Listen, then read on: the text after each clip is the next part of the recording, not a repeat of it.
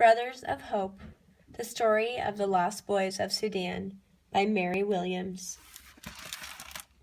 Author's Note.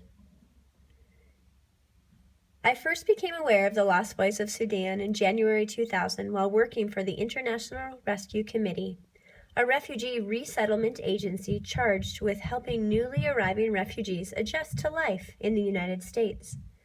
I had lived and worked in 2 African nations and had some knowledge of the troubles that Sudan was experiencing.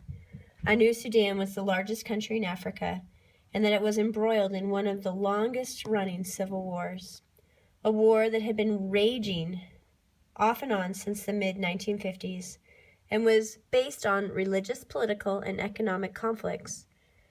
What I did not know was that more than 2 million people, the majority from southern Sudan, had lost their lives in this war. I was also shocked to learn that during a period of renewed fighting in the mid-1980s, approximately 30,000 southern Sudanese children, many under 10 years old, were forced on a trek of nearly 1,000 miles in search of refuge. They came to be known as the Lost Boys of Sudan. I founded the Lost Boys Foundation in August 2001 to increase awareness about the Lost Boys and to raise funds for them to access educational opportunities in the United States. Before meeting any of the Lost Boys, I assumed they would be hardened and embittered by their experiences, the loss of their parents, near starvation, and exposure to violence, persecution, and deprivation. Imagine my surprise when the first group of 10 young men walked into my office with huge smiles on their faces and excellent manners. They spoke English well and were quick to laugh.